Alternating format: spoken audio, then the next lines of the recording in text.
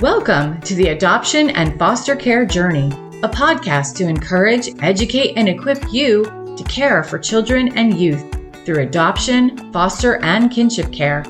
Hosted by an adoptive mom with over 22 years of kinship and adoptive parenting experience. She's on this journey with you.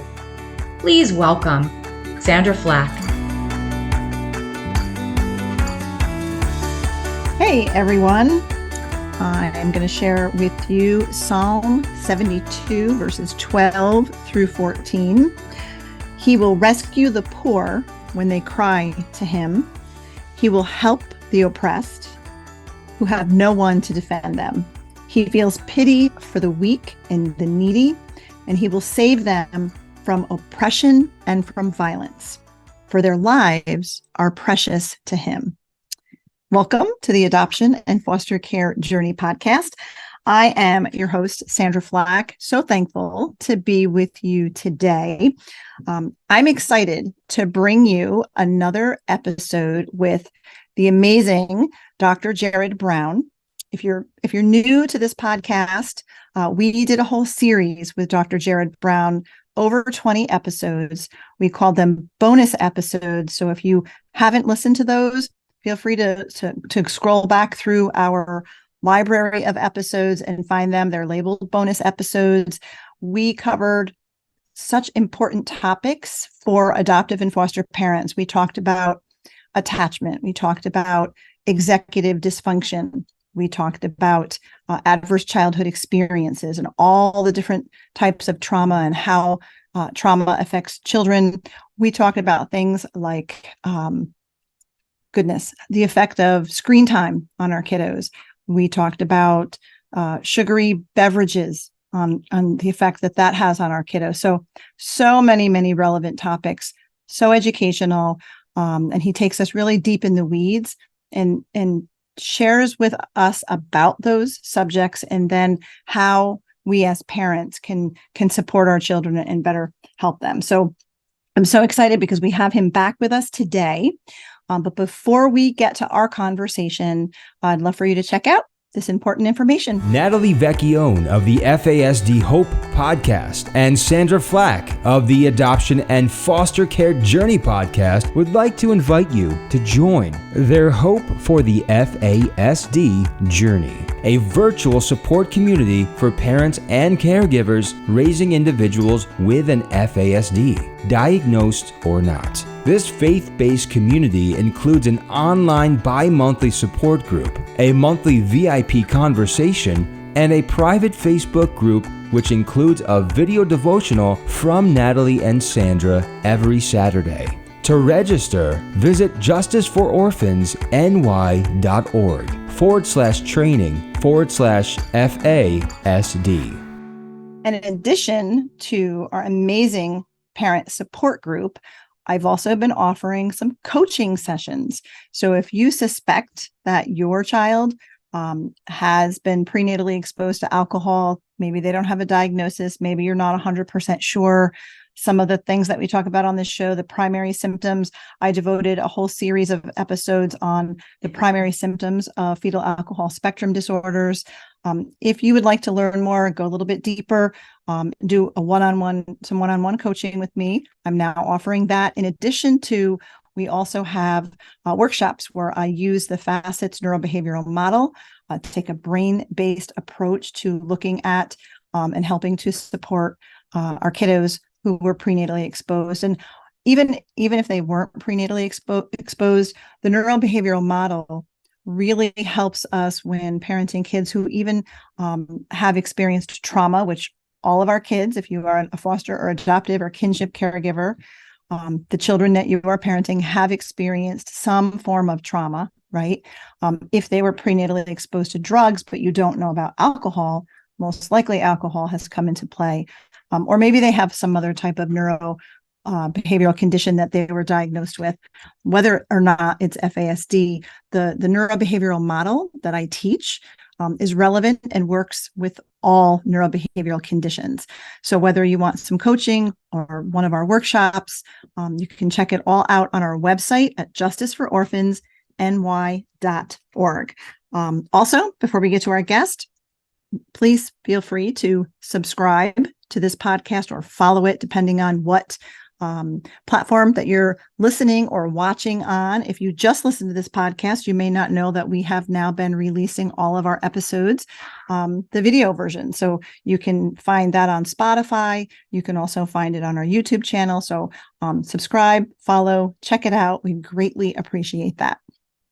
Now to our amazing guest, and I have to read his bio because it is so extensive. Dr. Jerrod Brown, PhD, is an assistant professor for Concordia University in St. Paul, Minnesota. Jerrod has also been employed with Pathways Counseling Center in St. Paul for the past 18 years. Pathways provides programs and services benefiting individuals impacted by mental illness and addictions. Jerrod is also founder and CEO of the American Institute for the Advancement of Forensic Studies and editor-in-chief of Forensic Scholars Today. He has completed 4 master's degrees and holds graduate certificates in autism spectrum disorder, other health disabilities, and traumatic brain injuries. Jerrod is an FASD trainer, an autism specialist, and a mental health integrative medicine provider. That means he knows all the things about all of the things, and I am thrilled to have him back on the show. So please welcome Dr. Jerrod Brown. Hey, Jerrod, welcome back. Hey, Sandra, it's been a while, but thank you for having me back. Oh, we always love to have you on the show.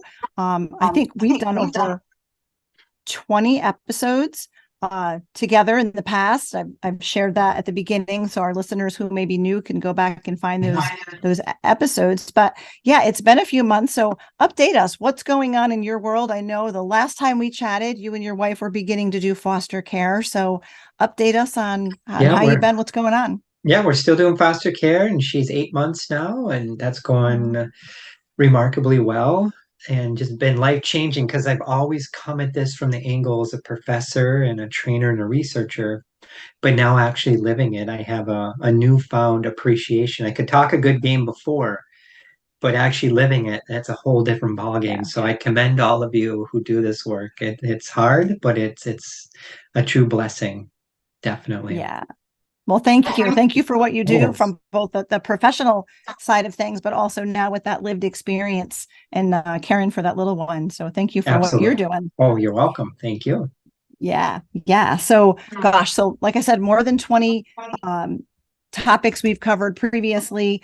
And I know today we're going to be diving into a new topic for us, the impact of poverty on the health and well-being of children. And this is an area that I'm really interested to chat with you about, because with our nonprofit JFO, not only are we serving adoptive and foster parents who are most likely raising children that have come out of poverty, but also with our work with Care Portal, we equip churches to step into this space where they're stepping into the space where families are in poverty, most likely. And we want to make sure that we have a good understanding of the impact poverty has on the children, the child, the family, and how we can really come alongside and support and understand it and step into this space and help without hurting. So would you start off by just defining childhood poverty for us? What does that look like? Yeah, if we could even back it up a step further, it's a type of trauma.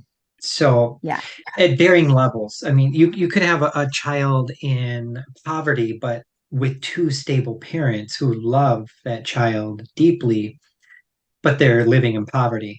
What I'm going to be covering today is more like the really tough stuff, that really looking at it through a trauma lens. So if we, again, put our trauma hat on, you have acute trauma. That's kind of like a one-time trauma, car accident, natural disaster. Don't want to minimize that. Very important.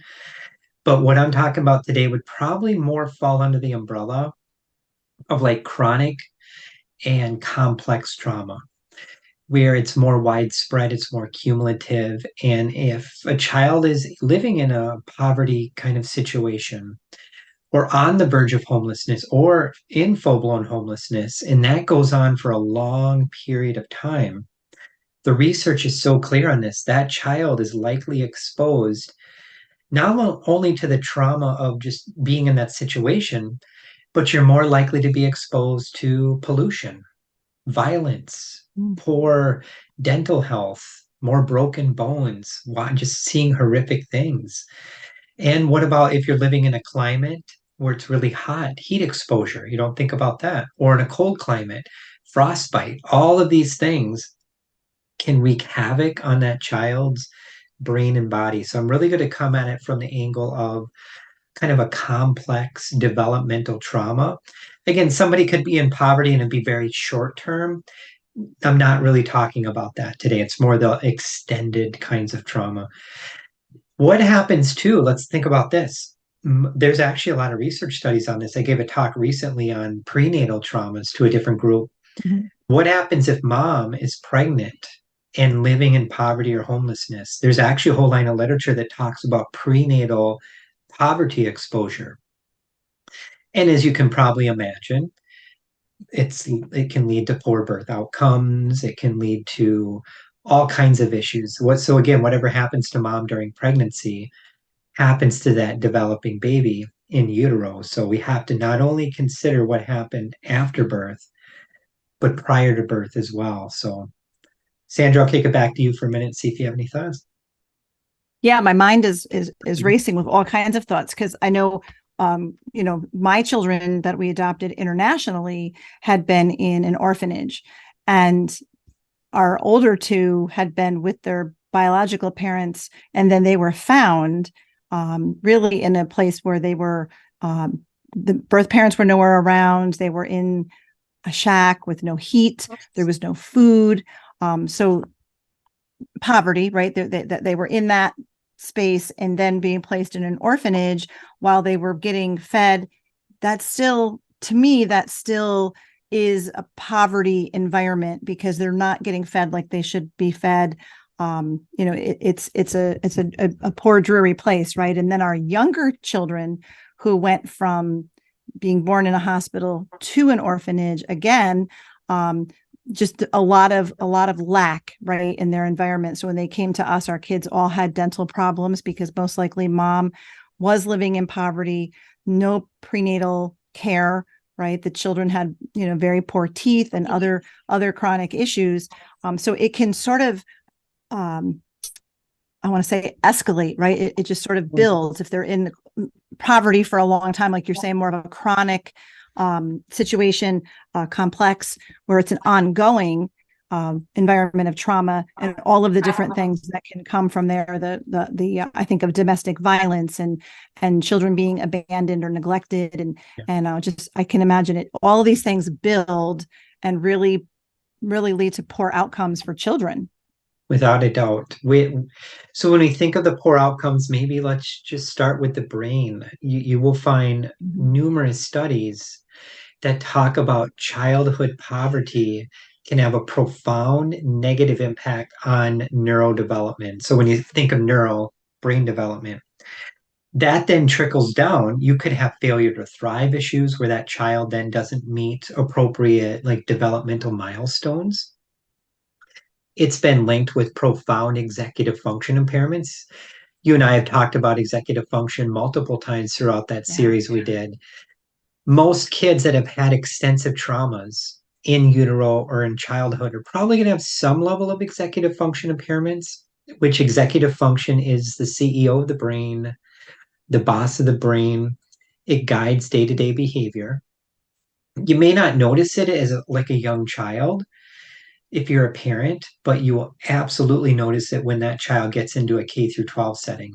Attention issues, memory problems, disorganization, time management, language deficits have been linked with more childhood poverty. So it's not uncommon. You might see language delays or just underdeveloped language skills in general. And unfortunately, too, childhood poverty in some cases has been linked to actually lowering IQ scores of children as well. So it can not only impact language, executive function, but their overall IQ levels as well. So they could really be dealing with functioning several years younger than their actual chronological age. So when that child gets into school, they may be a few years behind the other classmates who are the same age. And when that happens, in some cases, unfortunately, these children may be labeled with something they don't have. They might be more prone to being bullied and teased. They could be thrown into special education, when in fact, if you look through a trauma lens, you might be able to set up different supports and services to help offset some of those things they're dealing with that put them maybe a year or two behind other kids in some situations. Wow, so many things to think about. And when I often think of when we're serving families through our care portal platform, and we're equipping churches to go in and make and deliver items to a family. We deliver tangible things: beds, bedding, clothing, food. Sometimes it's a table and chairs so a family can have a meal together. Stabilizing a family in that way by providing some things to help stabilize that environment is really key, because I always think about if a child is sleeping on a floor, or here we're in upstate New York. I know you're in a state in Minnesota where it's cold in the wintertime, right? Yeah. If kids are sleeping on floors, or they're sleeping on air mattresses, which are not very warm, they're not getting a good night's sleep. And I know you and I have talked about the impact of poor sleep with kiddos. So talk a little bit about that, because these are things that we don't often think about, because if a child is not sleeping well, and then they're not able to get up for school in the morning, or they're not able to focus at school, it really spirals. So talk about that a little bit. It's just pouring gasoline on the fire. If you're sleep deprived, just everything's worse. For a kid who maybe already has underdeveloped self-regulation skills, and when they feel a lot of unrest in their body, they'll become more irritable, more dysregulated mood swings. In some cases, it could be a triggering event for full-blown rage, depending on that child's background. For some kids too, and there's research to support this, if you're working with kids with disruptive behavioral disorders, has anyone before diagnosing them with like conduct disorder, oppositional defiant disorder, or even ADHD, ruled out the fact, could there be a lot of trauma at play and sleep issues? And in some cases, sleep disordered breathing. It talks about ruling that out as well. Because if you can calm the brain down and you get better sleep, and maybe you eat better, so you calm the gut down, all of that can make those behavioral problems go down and down and down. It may not get rid of them completely, but in all actuality, it should bring them down significantly. So sleep's a huge thing. And when we're on this too, if you think of like childhood poverty, or any kind of poverty, adult poverty, it is absolutely linked with higher health disparities. And you mentioned the dental health a little bit. Absolutely. People living in poverty are more likely to have illnesses. Can you imagine being in a homeless shelter during the heart of COVID, during the lockdowns? I mean, there are studies on that. That was pretty scary. And a lot of people got COVID, and some passed away, unfortunately. People, high levels of poverty, more likely to have injuries from slips and falls, from getting attacked, all kinds of things. It's been linked with nutritional deficiencies. I don't remember when I gave this talk. It was probably a couple of years ago now. It was for a different group. I gave a professional training on homelessness and sleep issues.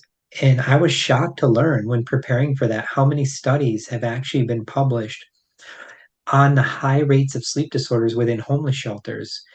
And you mentioned some of them: uncomfortable mattresses, laying on the floor.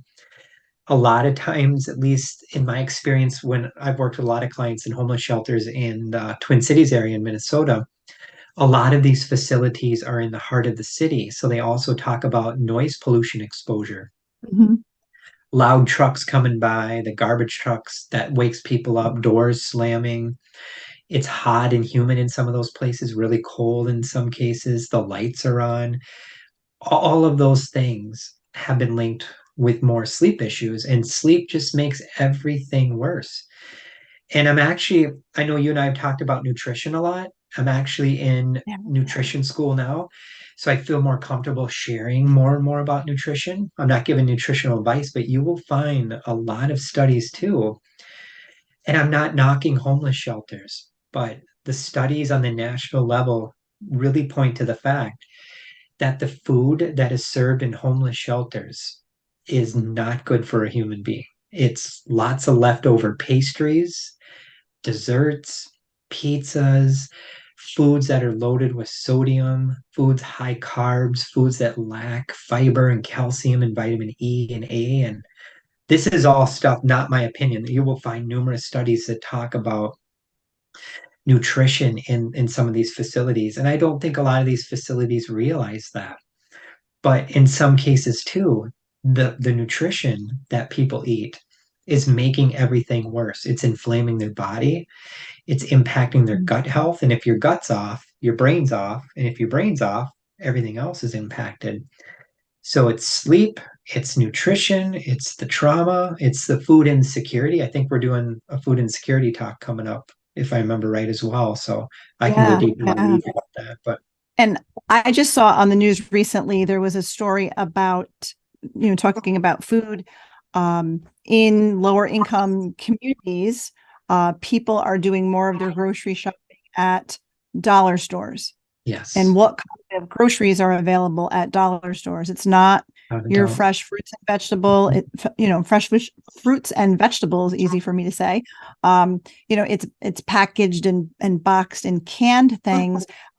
And a lot of times it's the dollar store type stores that are in a community and other grocery stores that could offer healthier food selections move out because of the lack of clientele, because everybody's taking advantage of the cheaper prices, the lower prices at the dollar store. So then a family has limited options if they're not able to get farther away to a grocery store that has healthier food, and they're just shopping at dollar stores. Yeah. Can you talk a little bit about really its quality of nutrition, even if you have a family not in a homeless shelter, but a family just scraping by in an impoverished community? The availability of healthy food, nutritious food is lacking. Share a little bit more about the impact, what that negative impact is on kiddos when they don't have healthy, nutritious food. When what you're saying, we're talking about food swamps and food deserts, and we'll talk about that in the food insecurity training. I've worked with a lot of adult clients who are dealing with poverty, some homelessness, and at least in my experience, a lot of these clients, when you think of poverty and homelessness, you always think they're not going to have food. Most of the clients I've worked with who are in this status have access to plenty of food, but it's gas station food, it's fast food, right. It's drop-in center food, it's food shelf food, and nothing against food shelves. I love food shelves, but in my experience, the food shelves, a lot of them, at least in our area, not all, what do you get? Lots of bread, lots of canned stuff, things that are outdated in some cases. And all of those things, in most cases, are loaded with what? Preservatives, emulsifiers, food colorings, additives, lots of sugar, lots of salt, things that taste good, but it's not good for you. So when we're eating food like that, they're very energy dense. As you can imagine, you get more calories. And a lot of people maybe living in these homeless situations or poverty, sedentary behaviors is a whole nother can of worms to think about. So you're not moving a lot. You're eating all of this high energy dense food. What happens?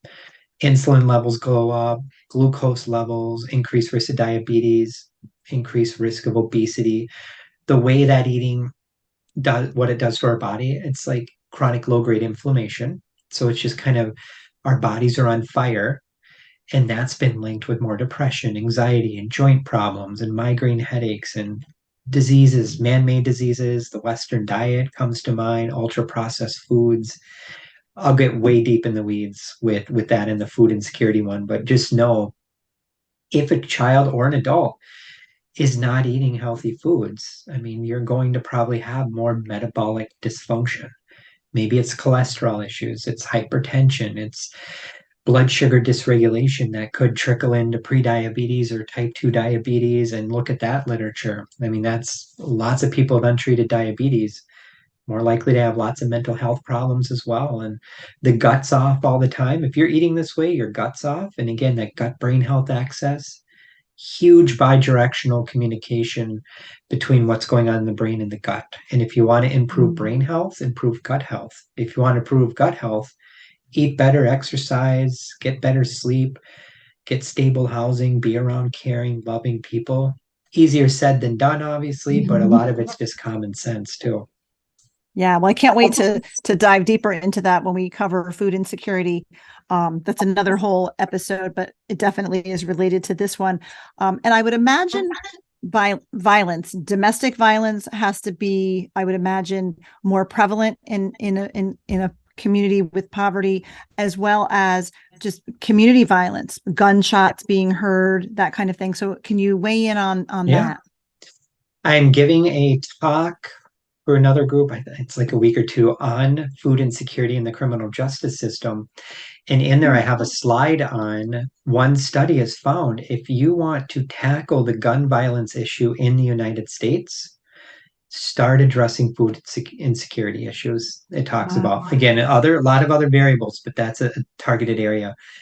If we look at this through a child abuse lens, poverty is a risk factor at the family level for child maltreatment.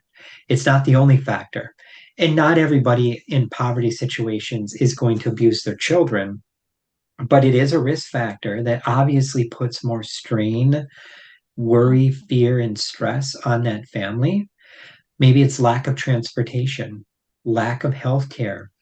Maybe they just can't get the child to go to school or things like that. Or there's that digital divide where that child needs access to a computer or the internet and they don't have that. I mean, all that stress can compound, and other factors that are more common among people who unfortunately engage in child maltreatment: substance misuse, untreated severe mental health issues, financial instability, housing instability. All of food insecurity is talked about in this literature, chronic unemployment. These are all things that could drive up child maltreatment.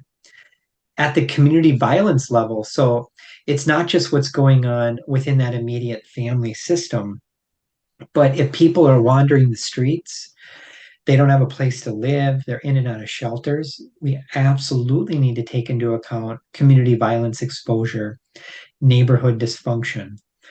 It depends on the neighborhood, a lot of factors, but if you're walking the streets late at night and you're in a neighborhood that may have some more challenges, you might be more likely to get robbed or mugged or assaulted. Or what about gang violence? All of these things. You look at the research too, it's crazy how scary this is. How many studies have been published on traumatic brain injuries among people who are long-term chronic homelessness? A high percentage of people who are homeless have brain injuries in their history.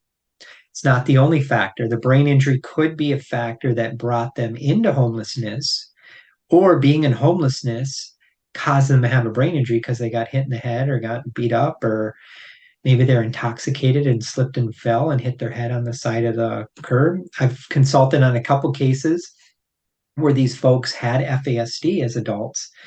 And they were dealing with poverty and homelessness issues, and they had mobility issues, and they would ride their bicycle around town, and they actually wiped out on their bicycle a few times and hit their head on the ground. I mean, there's so many variables and things to think about, but TBI, more common.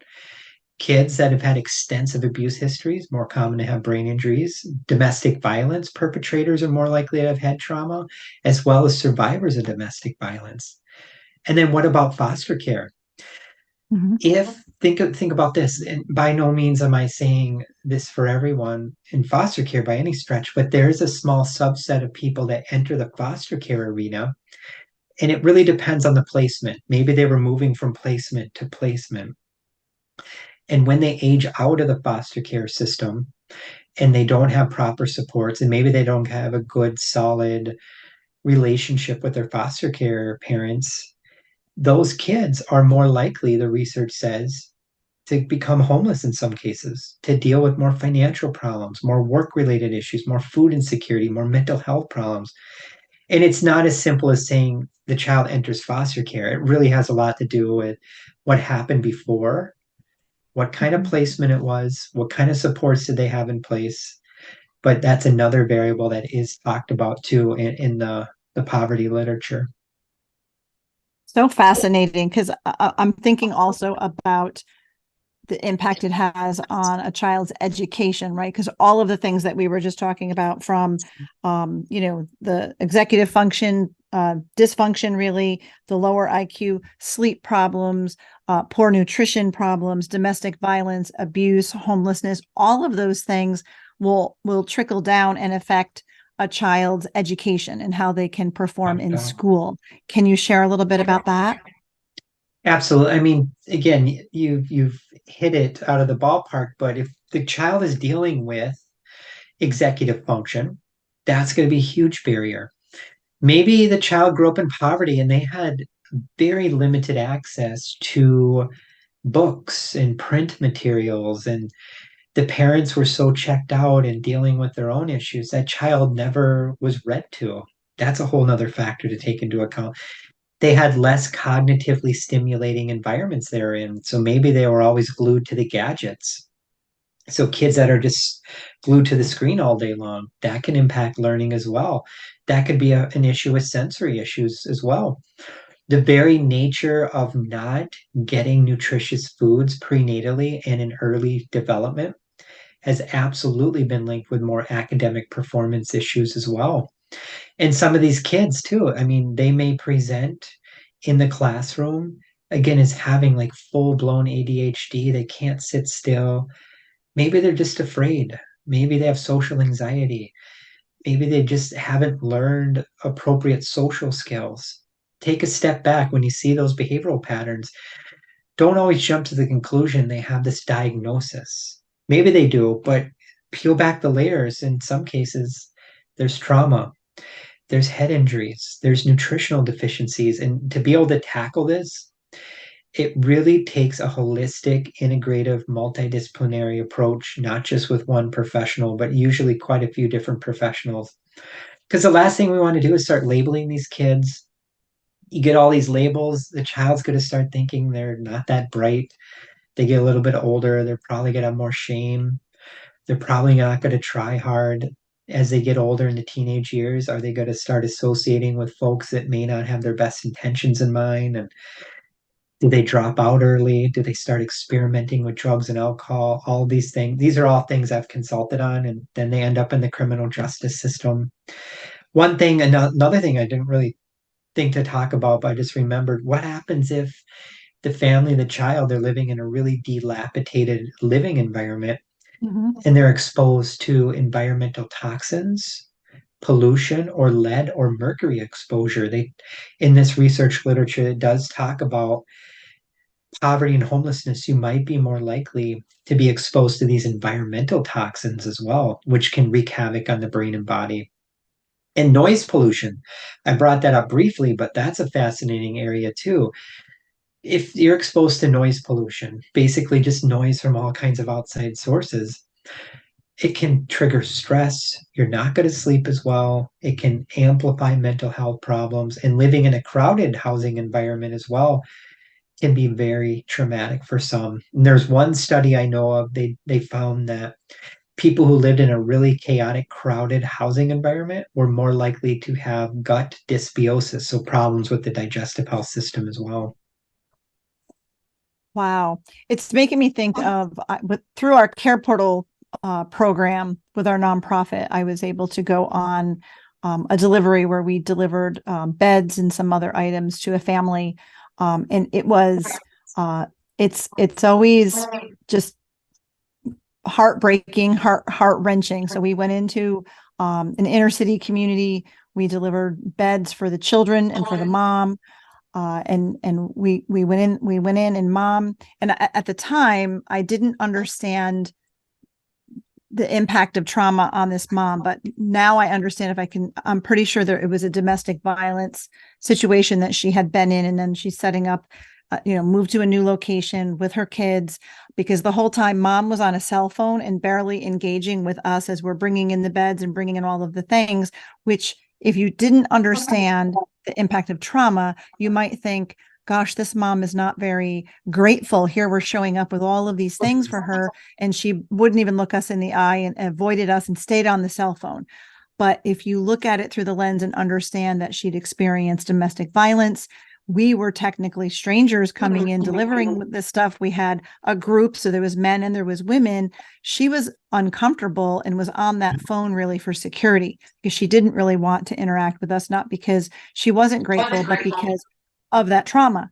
But at the same time, going into that home, bringing those things, it was dirty. There were cockroaches. There were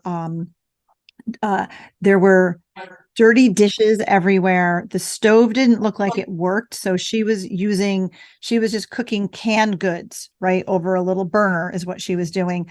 And the kids were playing it was in the city. So you're on a street in a city, garbage all along the street. And that's where the children were playing. So with what I just described, which is what we literally saw, and we were there really providing these items were to help stabilize this family so these children wouldn't go into foster care. And we found a lot of times the bar is pretty low when it isn't, when abuse wasn't happening with the children, when the children were overall safe. We can stabilize the situation. It's better for them to stay with a parent or with mom. But what impact on kids is that kind of environment? Well, caregiver modeling, obviously. And I don't know this woman, but during times of stress, does she become dysregulated? So you're modeling that behavior, maybe. The very nature of having maternal trauma, maternal adverse childhood experiences has been linked with less effective parenting practices and less attunement, less empathy, even higher levels of parental burnout. And in some cases, it could be higher levels of parental alexithymia, where that parent has a really hard time naming, processing, labeling their own emotions, which then all those emotions go into the body and can come out sideways. Depending on this situation or any situation, are the children exposed to secondhand smoke? Many cases I've consulted on, the parent smokes. Are they exposed to other family members or people in the community that come into that home that could be dangerous? That's something to think about. How much supervision do those children get? Are they allowed to go out whenever they want? Can they do whatever they want? Do they have access to whatever they want to watch on the screen? These are all examples of cases I've consulted on. For some of these families, they may have lower levels of health literacy or nutritional literacy, so they don't know how to read labels in some cases, or when to bring your child to the doctor, have routine checkups, or just putting appropriate boundaries and fences in place. And if the person has had an extensive history of domestic violence, you also really need to take into account a very high percentage of domestic violence survivors have also had head trauma. So there could be a head trauma, and maybe that trickles down into executive functioning, which then can impact parenting. So those are just a few things that pop in my mind with what you shared with me that could be some layers. But again, when you're working with trauma survivors, I wonder too, she was on the phone distracting herself, but was she also on the phone because she had so much shame and guilt that maybe I can't provide for my family, I have to have all these other people come in and provide. So we have to also consider not only the safety component and the trust, but is there shame? And all of that reminds me of just utilizing a trauma-informed, positive, encouraging, strengths-based approach, maybe some motivational interviewing, some attachment-based approaches, and just keep showing up. And for some of these families, they may have had a tough go at it their whole life. So showing up one or two times, you may see that reaction, but you may need to show up over and over and over again for years for some people. I have some friends that work with adult clients that have had a long history of homelessness. And some of them, these professionals say it. I mean, it takes me 2 years before this client really starts opening up. So this stuff is not easy. It takes time. Just showing up's half the battle. And the more you can be predictable and the more you can be reliable, that family will know that you're in it for the long haul. Hang in there the long haul. This is not a short game. It's a long game, I think, with working with families and kids that have a lot of these complex backgrounds. Yeah, and I know that's the intention of we've got nearly 70 churches in our area that are going in and serving and meeting needs. And many of them, I think all of them sign up to do it because they want to make that difference, and they want to make a connection, and they want to be an ongoing support. Sometimes a family is open to that. Sometimes they're not. But we let them know they're not alone. We see you. We're here for you. We care about you. And sometimes it does become more than that. And that's wonderful when it does. But I also think about our kiddos who, so many of our listeners, as you know, are foster parents, adoptive parents, and most likely the kids that we're caring for have come from a poverty background. So all of these things that you've described, or meant much of what you've described, they may have experienced, right? Yeah. So what would you say? What advice would you give us parents and caregivers on how we can really help our children who've come from these backgrounds and help support them and accommodate them? Yeah, I think look at some of the other podcasts we've done. We talked a lot about supporting early childhood development, but safety, predictability, utilize warm parenting approaches, parental sensitivity, mindfulness parenting approaches, trauma-informed parenting. All of those things are going to be really, really helpful. That's a good foundation. Take it to the next level. I'm not giving medical advice here, but let's think what the research says. Rule out sleep issues. If you're noticing unusual sleep patterns, maybe talk to the healthcare provider and have that child screened for a sleep disorder. Could there be some sleep disordered breathing because of, unfortunately, getting punched in the nose or a broken nose? I mean, you never know. Broken noses, broken face bones. I mean, those are things that do happen in some child abuse cases. Nutritional deficiencies come to mind. If appropriate, work with your healthcare provider and maybe find out, are there any deficiencies, mineral deficiencies, vitamin deficiencies? Look at some of the literature on low iron and how that may play a role in ADHD. There may be a lot of things that you will never be able to visually see that could be going on biochemically. Rule out gut issues. If that child is complaining a lot of gut issues or constipation, diarrhea, just lots of gastrointestinal things, look into that, because that's an indication not only the gut's off, but it's probably impacting the brain as well. A couple other things come to mind if we look at this research. Language deficits.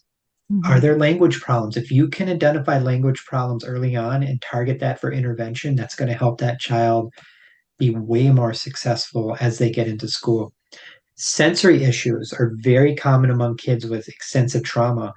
Rule out sensory processing issues, because if that child's dealing with an undiagnosed sensory processing issue, bright lights, cologne, perfume, even certain fabric softeners could be impacting this. So let's say the child has some deficit in that area, and you use this wonderful smelling fabric softener and it's on their sheets or their pillow. We don't connect those dots. That could be a triggering event for very bad sleep. Candles, incense, all those things could be triggering. We just don't know. Yeah. One thing I would add to that is our youngest two, because they went from being born in a hospital to an orphanage, they didn't have a sensory rich environment. They had very little toys to play with. It was just a very dull and dreary atmosphere. We adopted one of them when they were 3 years old, one when they were 5 years old. They didn't have what we would have kids in the United States would typically have with preschool, pre-K, all of that educational influence. They didn't have any of that. They hadn't ridden in vehicles before. They hadn't been in a car. They hadn't been outside of the orphanage. So I know, especially our youngest, he was sensory seeking. He wanted to experience everything out there, but then he would get overwhelmed because it was too much, right? So it can kind of be one end of the spectrum with that or the other, right? They could be easily overwhelmed with the sights and the smells and all of that, but they could be sensory seeking, which Absolutely. One of our kiddos was, and he really needed deep pressure touch, the weighted vest or the weighted blanket and lifting heavy things. Those kinds of things helped him to regulate. Art therapy comes to mind as well. Play therapy, animal assisted therapy. I'm a huge fan of those kind of interventions. For some kids, depending on their age, maybe they'll do well with biofeedback, neurofeedback.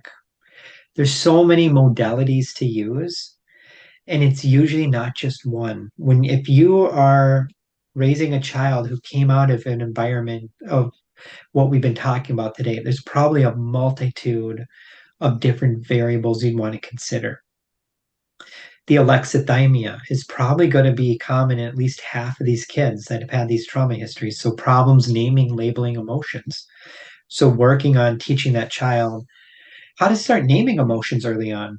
It is not uncommon for these kids too to have theory of mind deficits. So problems with perspective taking. So really focusing on that and enhancing empathy and sympathy awareness and those kind of things can be very, very helpful. And for some of these kids too, another thing that I forgot to mention, if they're dealing with some of the cognitive brain-based impairments, they could in some cases be dealing with processing speed weaknesses. So you as a parent, if you talk fast, if you use multi-step instructions to somebody that has processing speed weaknesses, all that information goes into their ears and it gets jumbled up, a traffic jam in the brain. They're going to shut down or they're going to become really hyper aroused and get all angry. Slow down, allow the brain to process, and look around at your surroundings too, because clutter, bright lights, lots of books, lots of commotion going on can overwhelm these kids. So a lot of things to think about. Every kid is wired differently. So you may have a child with this extensive background not have any of these things going on. But in my experience, they're going to have at least some of them going on, I would assume. Yeah, well, it's all great information and great advice as usual, Dr. Jerrod Brown. I know I'm looking forward to our next conversation. We are going to be talking about the impact of food insecurity. So we will dive deeper into that. We touched on it a little bit today. And I'm just so grateful that you were with us. Any last thoughts as we wrap up? Well, when we think about the factors that influence child development, either positively or negatively, look at the prenatal world, what was going on with mom during pregnancy, nutrition habits, stress, was she using drugs, alcohol, was she having good prenatal care? Temperamental factors need to be taken into account as well. Think of your child's temperament. Are they introvert, extrovert? Are they really sensitive? Are they highly emotional? Be aware of that. Just sometimes we can't change their temperament, but there's things we can do to maybe nudge it along. Be aware of nutritional factors after birth, sleep factors, gut factors. Stay in contact with your healthcare provider. Talk to other providers. Talk to other foster care providers. Form a network. Bounce ideas off one another. Talk about these things because these are hard things and you don't have to do it in isolation as well. And everything I'm saying as well, you'll find numerous things online. There's all kinds of studies written on all of these topics. So wonderful. I know it's just to keep in mind that it's our kids come to us and they've had a history before they've come to us, and we have to look at that, look at the environment they came from and what was going on in their world when they were in the womb and in their childhood. And then we need to have our eyes opened and be able to address those things and understand the impact that all of those things have on the brain, on the body, on our kiddos, so that we can better support them. So I'm just so grateful. Thank you so much again, Jerrod, for just your expertise coming to us and educating us and equipping us for this parenting journey. Thank you so much for being with us today. you're welcome. Thanks for having me back.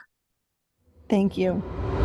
Another great conversation with Dr. Jerrod Brown. I always learn so much from him. And if you saw me looking down a lot, I was furiously taking notes because he just has such a wealth of information to offer that I'm always trying to write it all down so that I don't forget.